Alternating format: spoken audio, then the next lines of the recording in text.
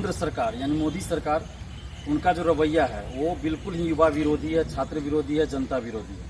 क्योंकि ये सिर्फ 23 लाख नीट अभ्यर्थियों का सवाल नहीं है, ये 23 लाख नीट अभ्यर्थियों के साथ साथ देश भर के 140 करोड़ आम जनता के स्वास्थ्य और उनकी जिंदगी से जुड़ा हुआ मामला है। और ऐसे मामलों में इतना असंवेदनशील बात बोलना ये मोदी जी को तो कम से कम शोभा नहीं देता है। मोदी सरकार यानी मोदी जी। और इस तरह का जो तर्क दिया जा रहा है कि कुछ छात्र चाहते हैं कि दोबारा नीट नहीं हो, ये कौन सा तर्क हुआ? तो भाई कोई भी पेपर लीक होगा किसी परीक्षा में तो परीक्षा रद्द नहीं। नमस्कार, सिटीजन आवाज में आपका स्वागत है। देश में इस वक्त पेपर लीक जो है उसका मामला तेजी से लगभग कई सप्ताह से चल रहा है। और आपको बता दीजिए कि नीट को लेकर आज 8 तारीख है और आज ही सुप्रीम कोर्ट में जो है लगभग 38 याचिकाओं के जो याचिका पड़े थे लगभग, उस पर सुनवाई जो है सुप्रीम कोर्ट में जो है वो 3 न्यायाधीशों के बेंच के द्वारा जो है, जिसमें चीफ जस्टिस भी थे, इसके द्वारा सुनवाई हुई। और सारी मामलों को लेकर हम लोग चर्चा करेंगे। लेकिन आपको बता दें कि किस तरह से ये पेपर लीक जो है वो लगातार जो है वो इसका जो कनेक्टिविटी वो बिहार से रहा और उसके बाद ये पूरी तरीके से जो देखा गया ये झारखंड और फिर महाराष्ट्र, कई जगह कनेक्टिविटी, गुजरात।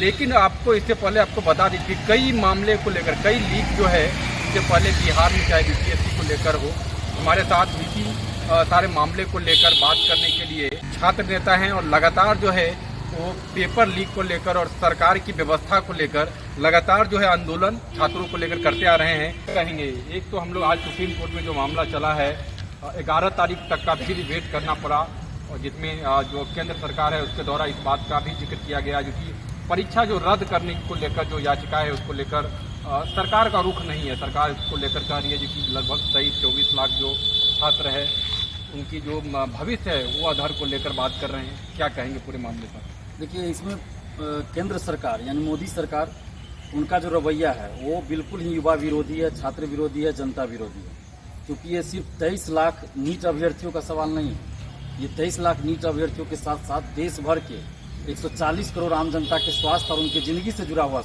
मामला है। और ऐसे मामलों में इतना असंवेदनशील बात बोलना ये मोदी जी को तो कम से कम शोभा नहीं देता है। मोदी सरकार यानी मोदी जी।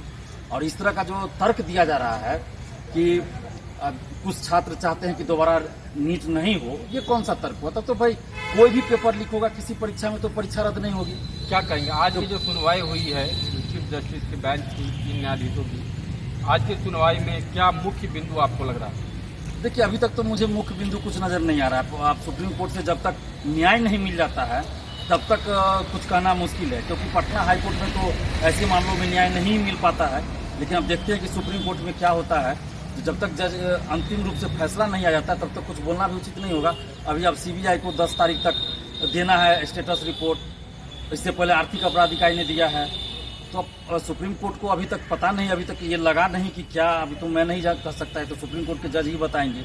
लेकिन जब पूरे देश की मीडिया में खबर चल रही है, मुझे लगता है अभी तक का ये पहला ऐसा मामला होगा एजुकेशन को लेकर जिसमें पूरे 1 महीना तक देश भर की सारी मीडिया ने खबर चलाई हो पेपर लीक के मुद्दे पे। इससे पहले मैंने किसी एजुकेशन के मुद्दे पे कभी नहीं देखा था कि इस तरह की खबरें चलती हो। कई सबूत हैं, मीडिया के माध्यम से भी है, आर्थिक अपराध इकाई पटना ने भी जो जांच किया, कई लोग अरेस्ट हुए, सीबीआई ने भी कई लोगों को अरेस्ट किया, यहाँ तक कि क्वेश्चन भी मिला जो जलाया गया बाद में। और कई अभ्यर्थी ऐसे पकड़े गए जो स्कॉलर थे, मुन्ना भाई के, और जो लोग पकड़े गए उनके पास से भी मिला था एडमिट कार्ड, बहुत लोगों का मिला था। ये सिकंदर यादवेंदु का नाम आ रहा है, संजीव मुखिया का नाम आ रहा है, जो पहले भी कई परीक्षाओं के पेपर लीक करा चुके हैं। और एक विजेंद्र गुप्ता था समस्तीपुर का, जो कि 1 महीना पहले बोला था। क्या लग रहा है कि जो लोग पकड़ाए हैं, कई मीडिया हाउस के द्वारा भी चलाया गया, इसमें कई लोगों का जो है वो राजनीतिक रूप के जो नेताओं का छत्र छाया, क्या उनके छत्र छाया में ये लोग पूरी तरीके से इस तरह की बड़ी घटना को अंजाम देंगे?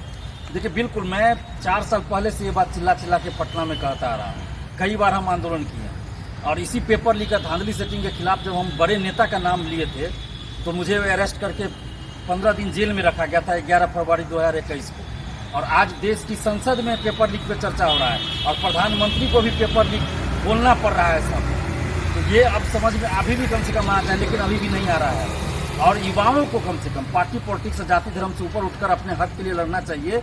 नहीं तो फिर ये पेपर लीक इसी तरह होता रहेगा, भले वो बाहर नहीं आएगा। देखिए, नीट पेपर लीक ऐसा नहीं कि ये पहली बार इस बार हुआ है, इस बार मीडिया में आ गई, कुछ लोग पकड़े गए, सनसनीखेज बन गया, इसलिए इतना चर्चा हो रहा है। लेकिन पेपर लीक तो पहले भी हुआ है, नीट ऐसा नहीं कि पहली बार हुआ। जब CBSE मेडिकल परीक्षा इंट्रेंस लिया करती थी उस समय भी पेपर लीक होता था। रंजीत ड्रोन तो उसी समय से 2003-04 से फेमस है। और अरेस्ट हुआ, जेल गया, CBI जांच हुआ, क्या हुआ? अभी वो चुनाव लड़ता है विधानसभा का। चलिए अंत में, क्योंकि आप लगातार जो है BPSC को लेकर भी जो है जो पेपर लीक हुआ उसको लेकर भी आप लड़ाई जो है छात्र को लेकर पूरी तरीके से जो आंदोलन की पृष्ठभूमि में थे वो मुख्य रूप से आप थे वहाँ पर। क्या मुहिम या क्या किस तरह से आप जो है इसको देख रहे हैं, छात्रों के हित को लेकर कैसे देख रहे हैं? देखिए, अभी मौजूदा समय में आप देख लीजिए कि बड़े बड़े पॉलिटिकल पार्टीज, बड़े बड़े नेता सभी लोग संरक्षण दे रहे हैं और विधानसभा में टिकट देते हैं, लोकसभा में टिकट देते हैं जो पेपर लीक कराते हैं। क्यों देते हैं? क्योंकि ये पेपर लीक वाले कराने वाले जो गिरोह है, जो सेटर है, ये बड़े बड़े नेता को पैसा पहुंचाते हैं। सभी पार्टी के नेता, कोई एक पार्टी नहीं, सभी पार्टी के नेता। और पैसा इसलिए पहुंचा जाता है कि जब हम फंसे तो ये लोग बचा ले जाए, सत्ता पक्ष या विपक्ष। इसलिए देखिएगा कि बिहार की मैं बात कर रहा हूँ कि बिहार में जब विपक्ष भी रहता है ना, कोई पेपर लीक होता है तो ये नहीं कहेगा कि भाई पेपर लीक में जो संलिप्त है उस पर कार्रवाई होनी चाहिए, कठोर कार्रवाई नहीं करेगा कोई।